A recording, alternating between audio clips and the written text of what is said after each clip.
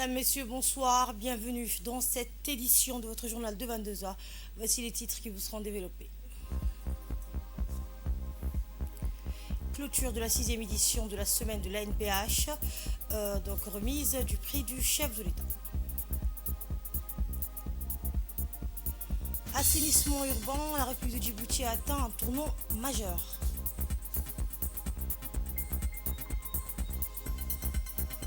Dans l'actualité internationale, Amnesty International dénonce un génocide à Gaza dans un nouveau rapport.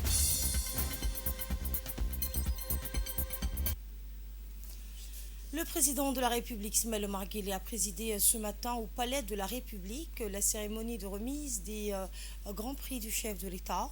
Cette cérémonie s'est tenue en présence du directeur de l'Agence nationale pour les personnes à besoins spéciaux et a marqué la clôture de la Semaine nationale du handicap, organisée depuis le 24 novembre sous le thème Soutenons l'inclusion, célébrant la diversité du handicap. Le chef de l'État a décerné le premier prix à l'association Sport et Loisirs, reconnue pour son engagement en faveur de l'épanouissement des enfants à besoins spécifiques. Le deuxième prix a été remis à M. Abdelkader Ahmed Daoud, promoteur d'activités sportives pour les personnes en situation de handicap. Et enfin, le troisième prix a honoré Mustafa Bouh Samrieh. Ces distinctions prestigieuses visent à saluer les efforts remarquables et les contributions exceptionnelles d'individus et d'organisations œuvrant pour l'inclusion et le bien-être des personnes handicapées à Djibouti. À cette occasion, le numéro 1 djiboutien a réaffirmé son engagement en faveur de l'amélioration des conditions de vie et de la promotion de l'égalité des chances pour tous les citoyens, quelle que soit leur situation. Il convient de souligner que cette sixième édition de la Semaine nationale du handicap a servi de tremplin pour l'ANPH, initiatrice de cet événement annuel, afin de mobiliser davantage de ressources et de concrétiser les ambitions fixées pour améliorer les conditions de vie des personnes à besoins spécifiques dans notre pays. Cet événement constitue également une occasion de renouveler l'engagement national en faveur d'une société inclusive et solidaire.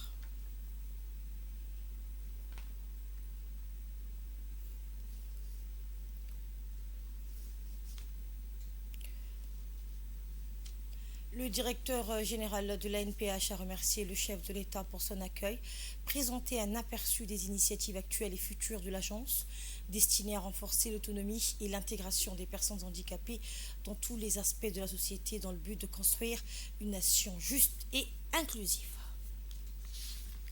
Le président de la République, Ismaël Omar Guelleh, a fait une déclaration au sein de la cérémonie placée sous son haut patronage de commémoration de la sixième édition de la Semaine nationale du handicap.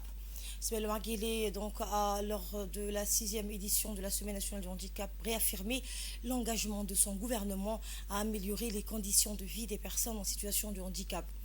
Il a souligné l'intégration systématique de cette dimension dans les politiques publiques et a rappelé l'importance morale et religieuse de soutenir les plus vulnérables. Le chef de l'État s'est félicité de l'attribution de 150 postes budgétaires en 2024 pour les personnes à besoins spéciaux, une première significative, et a encouragé le secteur privé, la société civile et les partenaires à suivre cet exemple.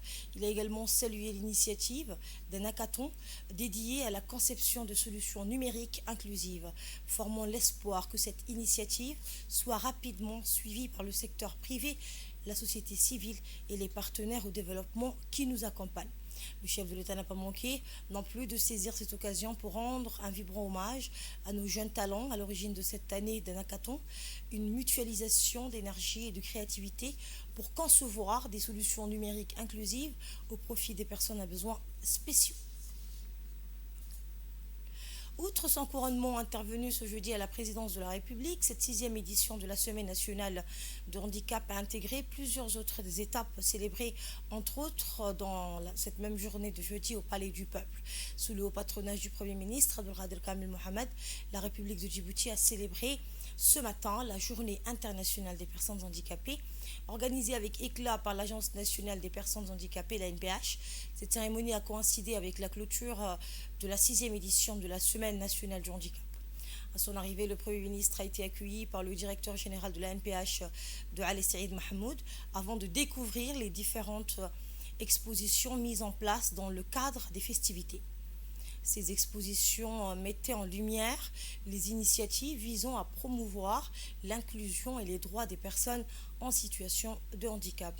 La NPH a mobilisé d'importantes ressources pour garantir le succès de cet événement d'envergure qui a réuni un large éventail de participants, membres du gouvernement, parlementaires, le chef d'état-major de la Défense, le général Tahir Ali Mohamed, le coordinateur résident des Nations Unies à Djibouti, José Barahona, le directeur général de la police nationale, Abdulrahman Ali Kahin, ainsi que des représentants des corps diplomatiques, militaires, institutions publiques et privées, associations de personnes handicapées et acteurs de la société civile et économique. Le thème de cette année, soutenant l'inclusion, célébrant la diversité du handicap, reflète l'engagement croissant de la République de Djibouti en faveur des personnes en situation de handicap dans le cadre de la réalisation des objectifs de développement durable. Cet engagement s'inscrit dans la vision du président de la République, Ismaël Omar Guelleh, qui a fait de l'inclusion et de l'amélioration des conditions de vie des personnes handicapées une priorité nationale. La cérémonie a été marquée par des prestations artistiques, notamment des sketchs et des chants, mettant en lumière les progrès réalisés par le pays en matière de handicap. Plusieurs personnalités ont pris la parole pour souligner les avancées significatives de Djibouti en faveur de l'inclusion sociale et économique des personnes en situation de handicap.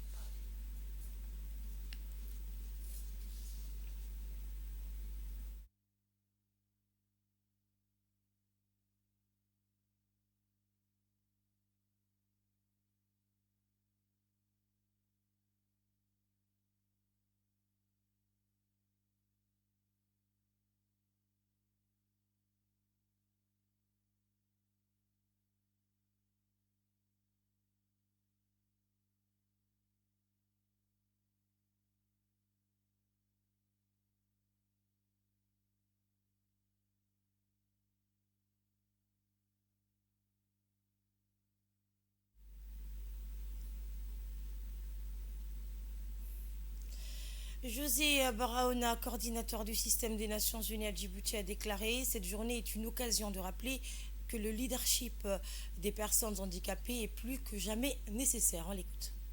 Comme chaque année, cette journée, c'est l'occasion de nous rappeler que le leadership des personnes handicapées, c'est plus que jamais nécessaire. Cette femmes, hommes et enfants sont en première ligne face aux crises mondiales telles que les conflits, les catastrophes climatiques, la pauvreté et les inégalités.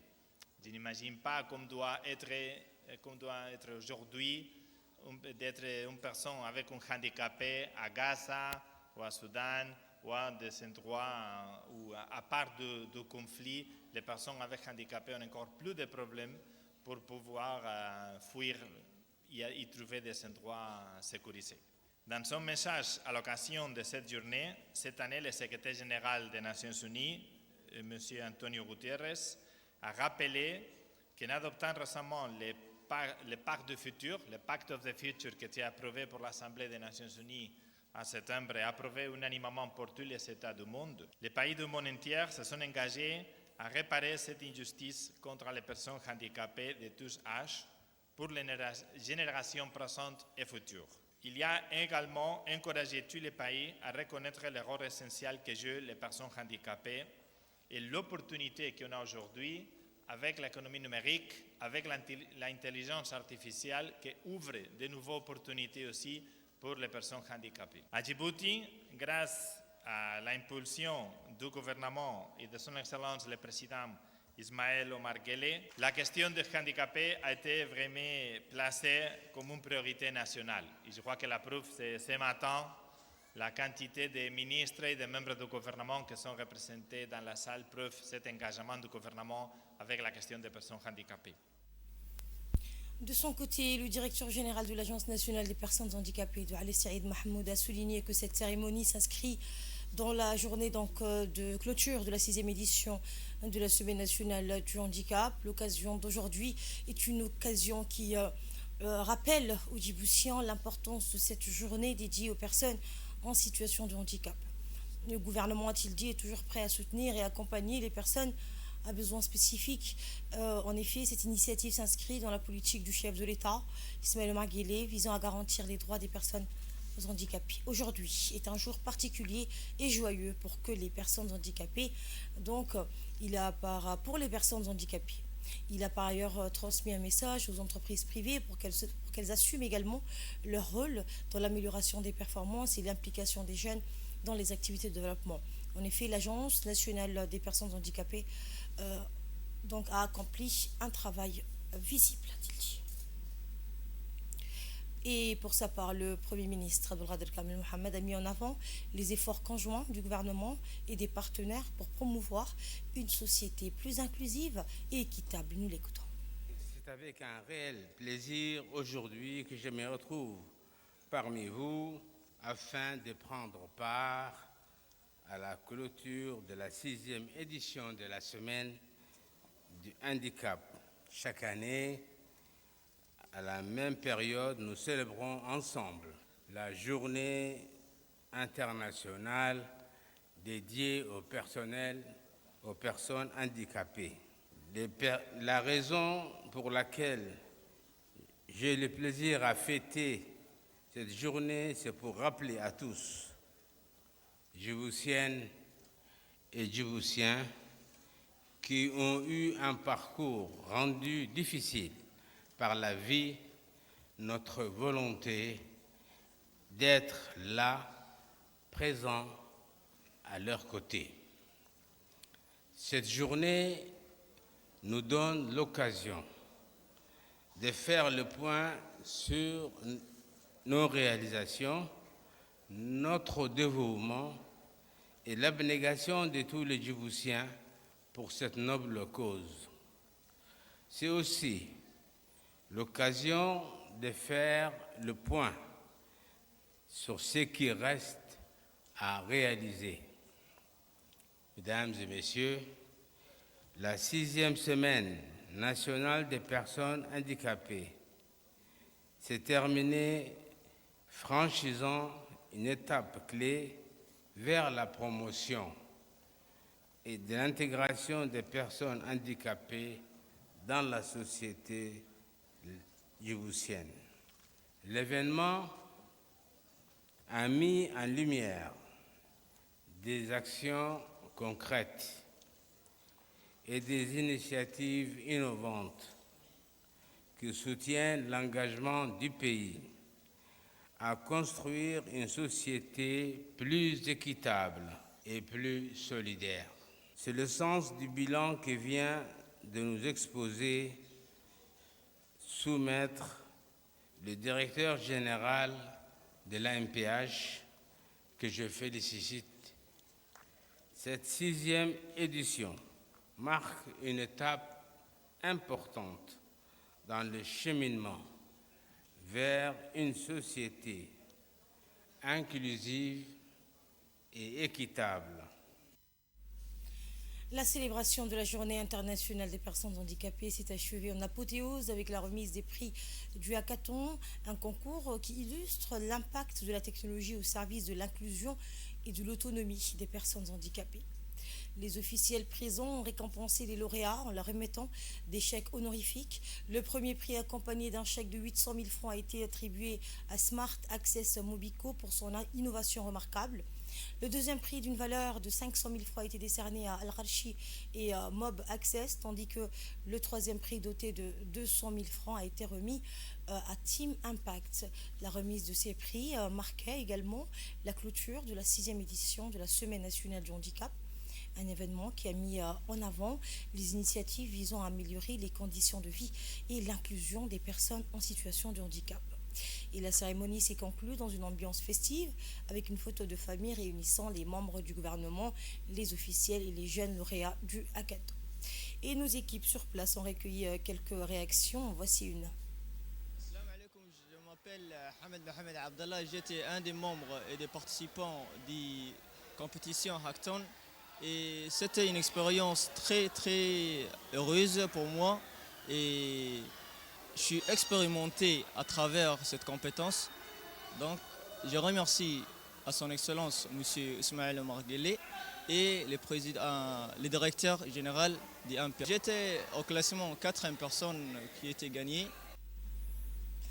Après avoir été reçu à l'Assemblée nationale par son président d'Ileta Mohamed Ileta, le vice-président de l'Assemblée populaire nationale de Chine a marqué sa visite par des échanges enrichissants avec les autorités djiboutiennes. En son honneur, une soirée de gala exceptionnelle a été organisée à l'hôtel Kepensky sous l'égide du président de l'Assemblée nationale d'Ileta Mohamed Ileta.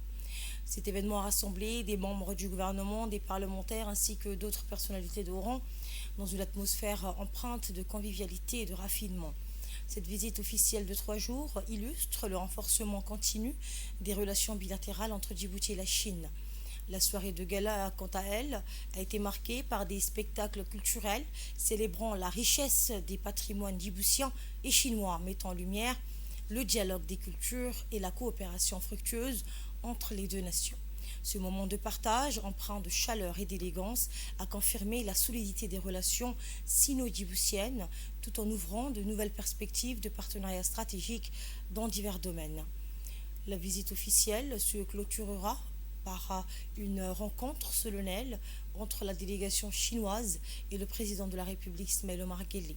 Cette rencontre sera l'occasion de réaffirmer l'engagement des deux pays à approfondir leur collaboration et à consolider les liens d'amitié historiques qui les unissent en vue de renforcer leur coopération mutuellement bénéfique.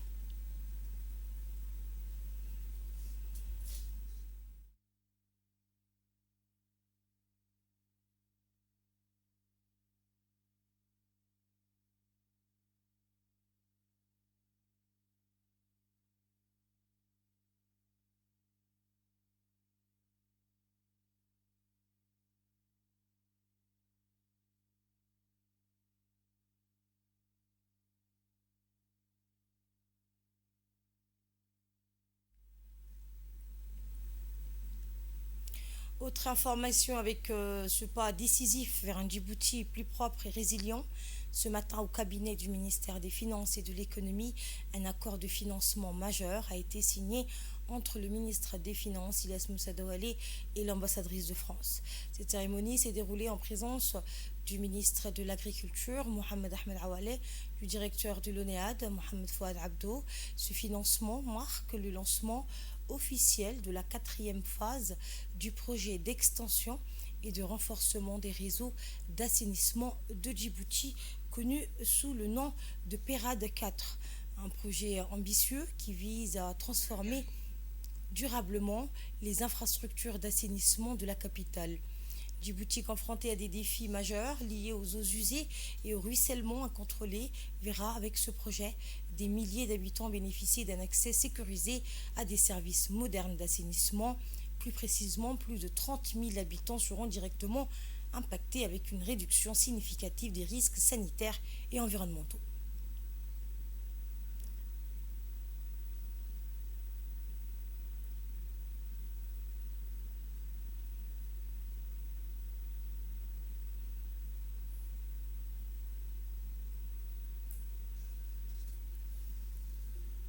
Mais en réalité, c'est énormément de travail parce qu'on est sur des zones urbaines de forte densité qui ont besoin d'être reliées. Les besoins sont croissants. Au fur et à mesure que nous travaillons, les besoins évoluent aussi. Donc je rends ici hommage à la qualité du travail du projet, des ingénieurs et de toutes les équipes de l'ONEAD qui sont engagées au quotidien pour concerter, pour discuter, pour préparer, pour trouver les meilleures solutions. Et évidemment, je rends hommage à la constance du soutien des autorités qui sont toujours présentes pour accompagner le projet et le faire réussir. Nous pouvons être fiers de nous. Nous allons à la fois avoir un accès amélioré à l'eau pour tout le monde, mais également une qualité de traitement qui nous permet de reverser dans l'environnement des eaux qui sont propres.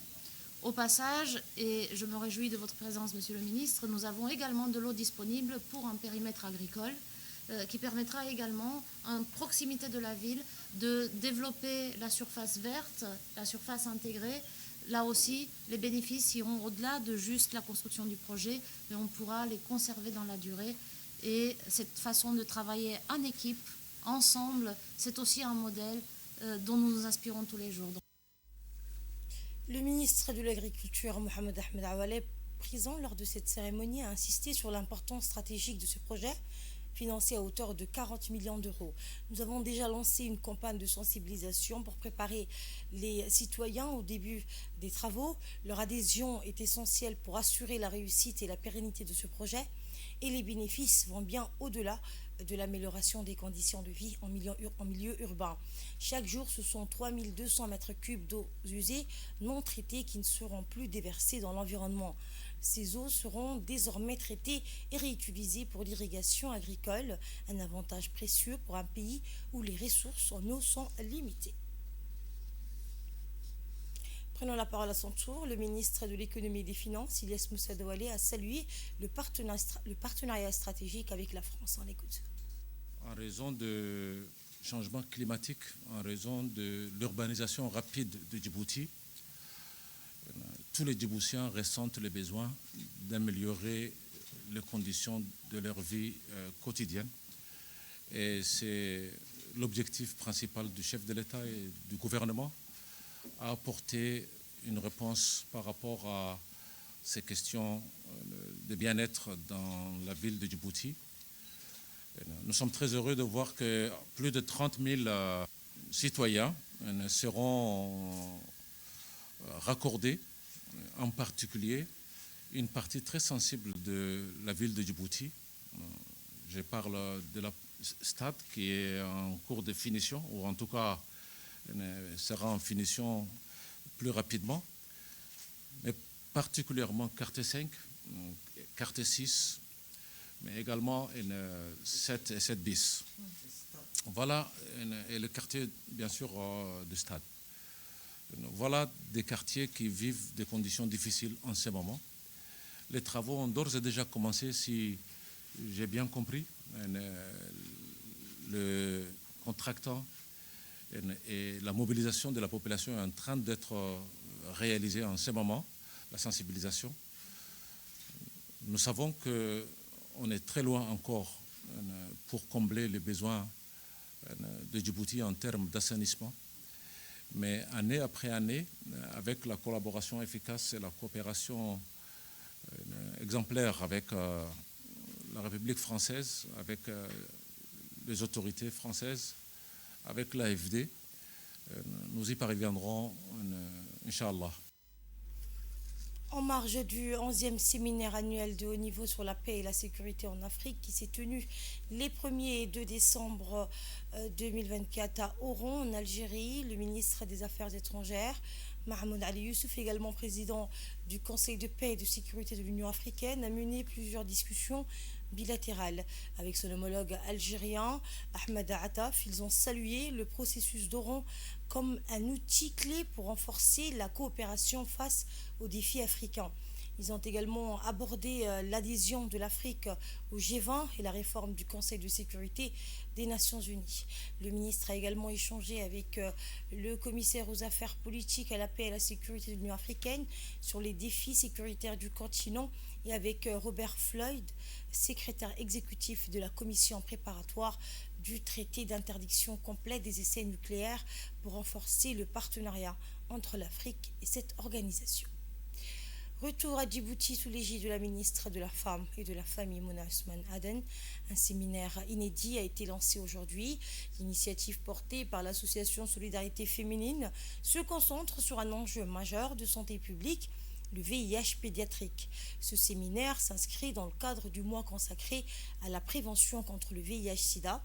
Autour de la table, des acteurs clés, des pédiatres du ministère de la Santé, des experts internationaux, des chercheurs, mais aussi des représentants des forces armées, de la gendarmerie, de la police nationale et d'organisations non gouvernementales. Objectif commun, partager expériences et solutions pour mieux prévenir, diagnostiquer et traiter le VIH chez les enfants.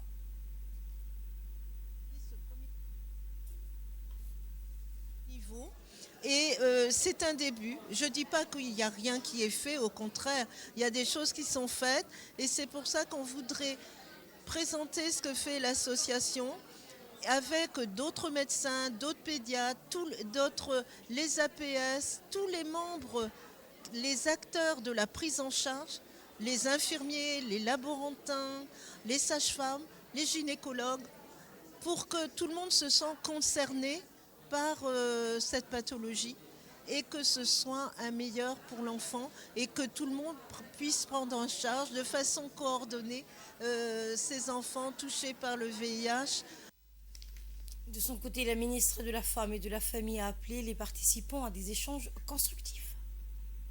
Pour moi d'être ce matin avec vous pour lancer ce séminaire colloque discussion concernant donc la prise en charge pédiatrique VIH, c'est une fierté également de pouvoir d'être présente à votre côté en tant que ministre de la Femme et de la Famille, parce que c'est aussi une cible prioritaire du ministère et nous nous devons de pouvoir être aux côtés de ces personnes. Permettez-moi de féliciter Association Solidarité Féminine, avec laquelle ce matin la réalisation de ce colloque séminaire a pu se dérouler, et de remercier l'ensemble des personnes qui sont adhérentes, qui soutiennent cette association de près ou de loin. Également de souhaiter la bienvenue à nos interlocuteurs et professeurs venus de nos pays voisins et frères, parce que la santé réunit tout horizon sur une cause qui est aussi noble.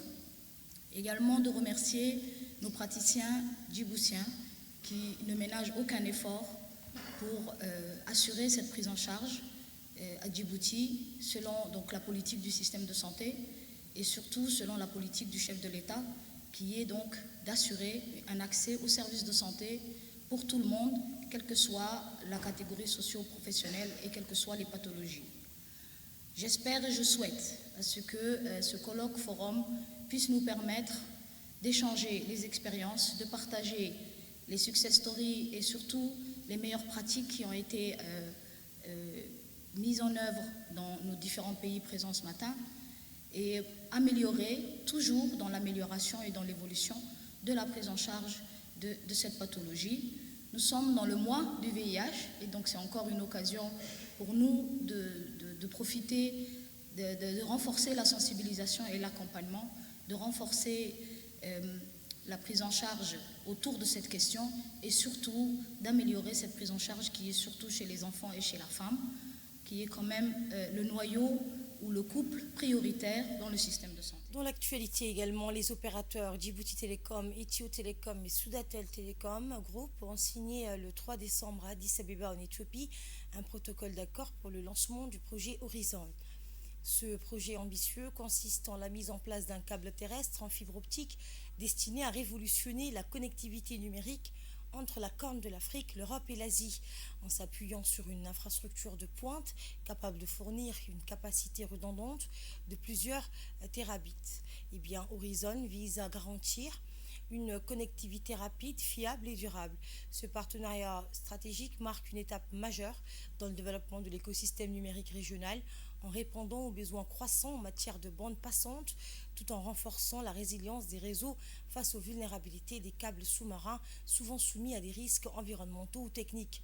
Le projet s'inscrit pleinement dans les objectifs de transformation numérique de l'Afrique à l'horizon 2030, favorisant non seulement une meilleure intégration régionale, mais aussi une ouverture accrue vers les marchés internationaux. En offrant une infrastructure numérique robuste, Horizon permettra de dynamiser le commerce transfrontalier, d'encourager l'innovation technologique et de stimuler la croissance de l'économie numérique sur le continent. Ce matin, le président de l'autorité des ports et des zones franches a signé un accord avec la multinationale égyptienne El Suedi Electric, spécialisée dans l'industrie électrique. La cérémonie organisée à Ritzy World s'est déroulée en présence de l'ambassadeur d'Égypte à Djibouti, Khaled Fadi Mahmoud Al-Shazli, et de l'ambassadeur de Djibouti en Égypte, Ahmed Ali Bareh, mettant en lumière l'importance de cette coopération bilatérale. Ce partenariat stratégique marque un tournant majeur dans la transition vers des solutions durables et innovantes au sein des infrastructures portuaires de Djibouti. L'accord prévoit la construction d'une centrale solaire de 20 MW équipée d'une station de raccordement destinée à alimenter les navires à quai. Cette initiative permettra aux navires stationnés d'utiliser une énergie propre, réduisant significativement les émissions de gaz à effet de serre. Ce projet s'inscrit dans la vision de l'autorité des ports et des zones franches pour des ports plus durables et écologiques axés sur le respect de l'environnement et l'optimisation des performances opérationnelles. À la une également, la 23e session de l'Assemblée des États partis à la CPI se tient à La Haye pour discuter des défis de 2024, dont les mandats d'arrêt liés aux crimes en Palestine. L'ambassadeur de Djibouti, Aden Mohamed El Etta, a réaffirmé le soutien de son pays à la CPI face aux pressions. Samantha Serid nous en dit plus. La 23e session de l'Assemblée des États partis à la Cour pénale internationale s'est ouverte à La Haye, aux Pays-Bas, et elle s'étalera jusqu'au 7 décembre prochain.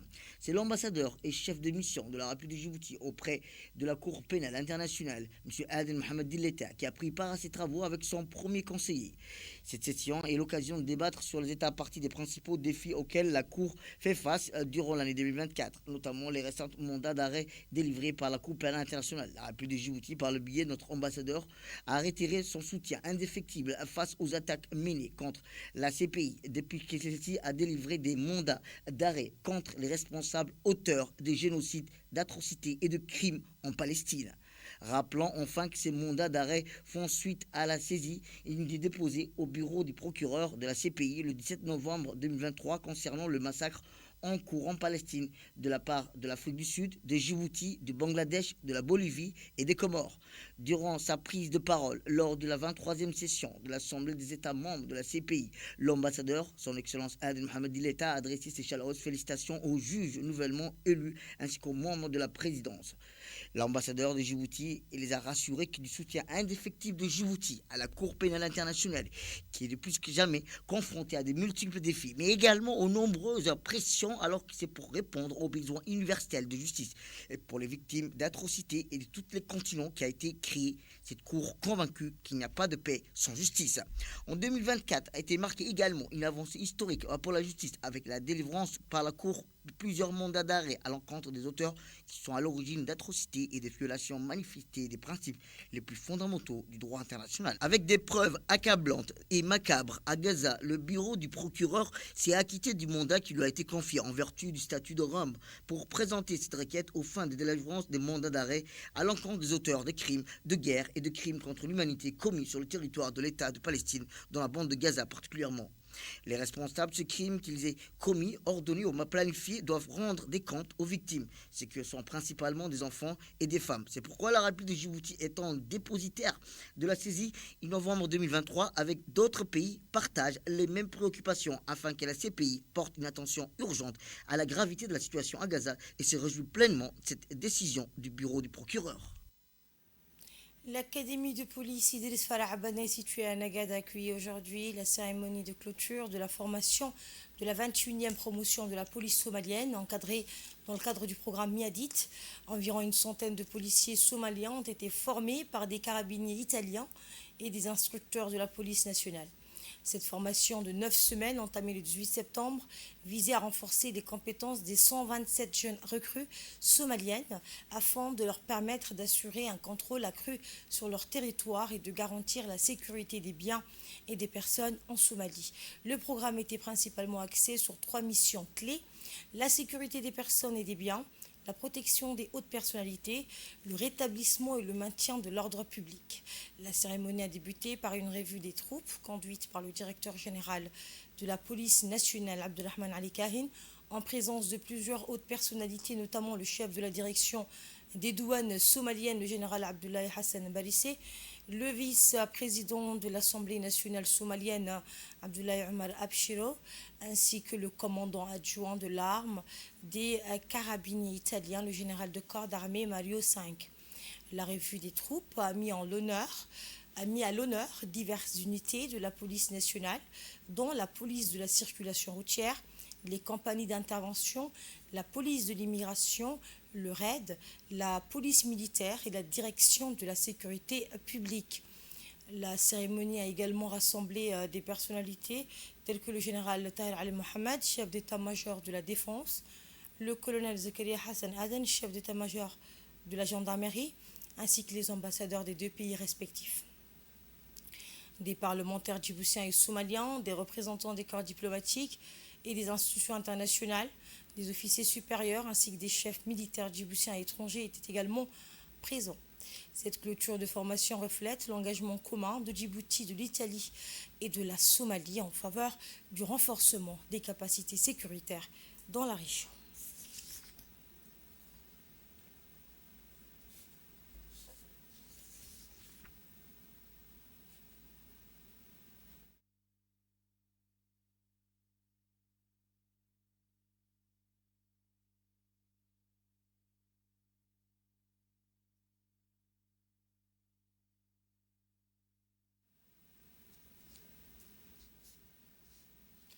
Le commandant adjoint général de l'armée des Carabiniers, le général de corps d'armée Mario V, s'est réjoui de l'excellente coopération entre Djibouti, la Somalie et l'Italie qui a permis d'assurer cette formation au profit de la police somalienne. S'adressant aux jeunes policiers, il a déclaré « Profitez pleinement des enseignements que cette formation vous a offerts. Soyez fiers de votre travail. Devenez des exemples et des références pour vos compatriotes. Engagez-vous à contribuer autant que possible à la stabilité des territoires souvent difficiles où vous serez donc affecté. » Il a également souligné la qualité de la collaboration avec la police nationale, notamment en matière de formation et de transfert de compétences. Le chef de la douane somalienne, le général Abdoulaye Hassan Varissé, et le vice-président du Parlement somalien, Abdoulaye Omar Abshiro, ont salué la coopération entre Djibouti, la Somalie et l'Italie lors de la formation des jeunes recrues somaliennes au sein de l'Académie de police de Negad. Le général Varissé a rappelé le rôle crucial de la police somalienne dans le maintien de la paix et souligné les liens de fraternité entre Djibouti et la Somalie, tout en remerciant le président de la République, Ismaël Omar Guelleh, pour son soutien constant à la reconstruction de la Somalie. Il a également exprimé sa gratitude envers les carabiniers italiens pour leur engagement depuis plus de 10 ans. De son côté, le vice-président a loué l'appui indéfectible de Djibouti dans les moments difficiles et remercié les formateurs djiboutiens et italiens pour leur contribution essentielle à la réussite de cette formation.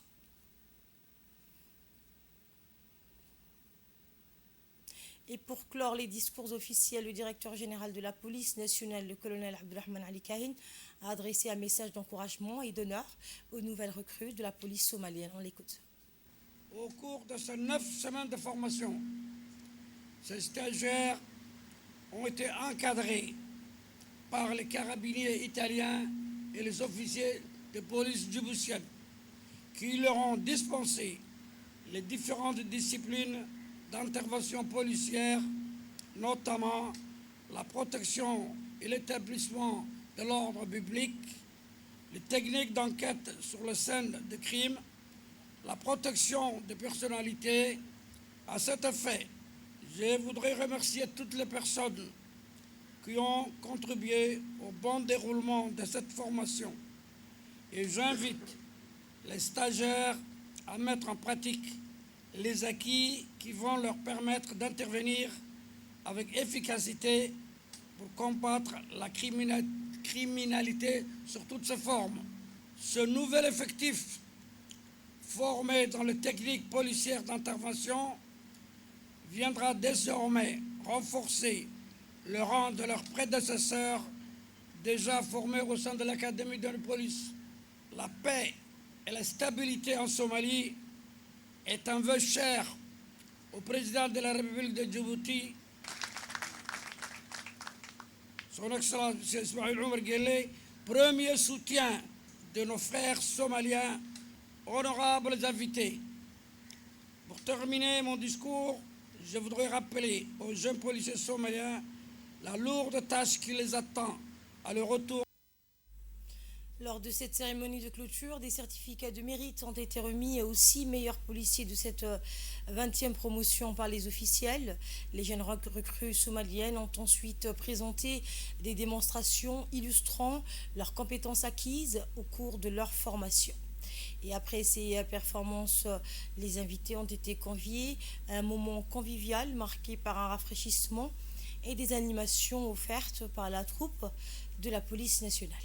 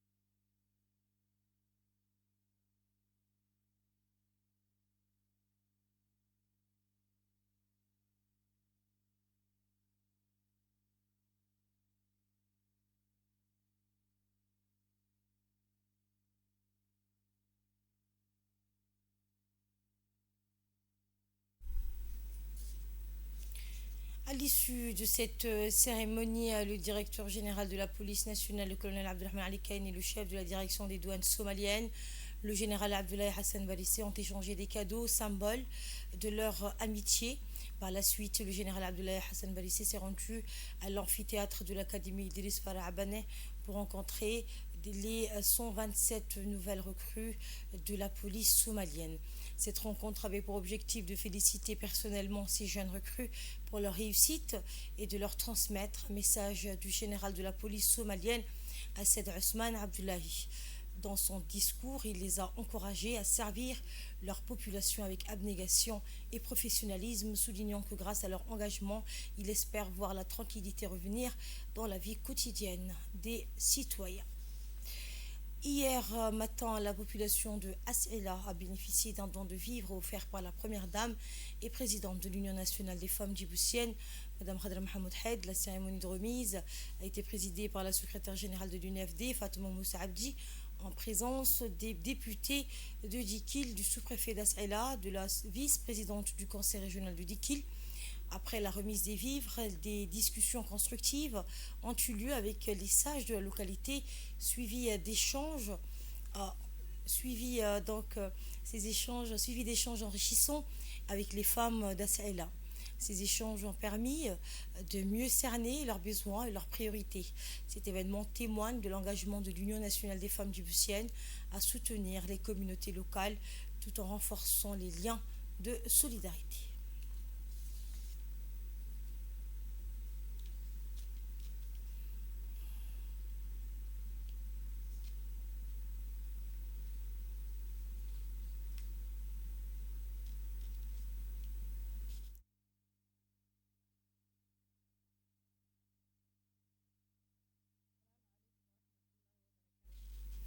Je vous le disais en titre, dans un rapport de 300 pages basé sur une enquête de terrain, Amnesty International accuse Israël de commettre un génocide contre les Palestiniens à Gaza. Samata Saïd.